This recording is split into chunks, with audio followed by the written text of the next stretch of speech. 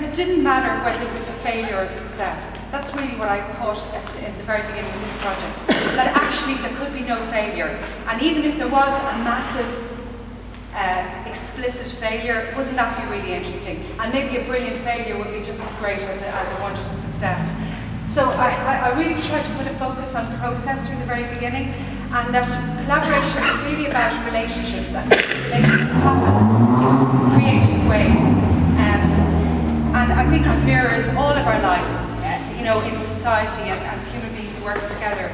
And relationships are about equality, and they're also about authorship. Well, certainly the relationships in the creation of artworks are about authorship, but maybe all relationships in life are about that too, where you can retain your own autonomy while still being in an equal relationship with another or others to make something happen.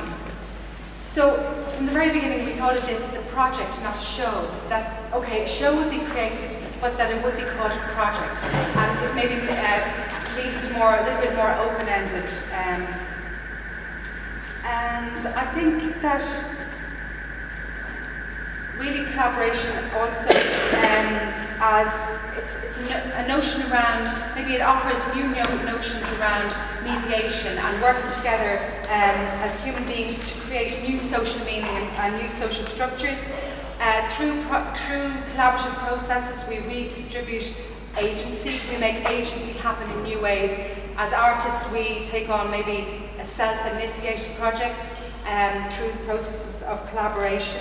More artist-led projects happen in collaboration, and I suppose to refocus art practices as a form of mediation, as a form of relationship. Nicholas Bourriard has talked about that, relational aesthetics, but I think that collaboration maybe is a very good example of that process of how relationships can sit at the very centre of art practice, and maybe for the future of our ways of working together as artists. So that's just my own little kind of introduction to what I was thinking about collaboration at the very beginning of this project. And I'd like to kind of pass over now to Aine Byrne, who's going to tell us about also how the project started off from the point of view of Artspace, from their perspective. Because I'm an outsider to Artspace, although I was a member of Artspace back in the late 1980s, so a good while ago, early 1990s, but I haven't worked with Artspace over the years, so I'd like to pass over now to Aine to talk about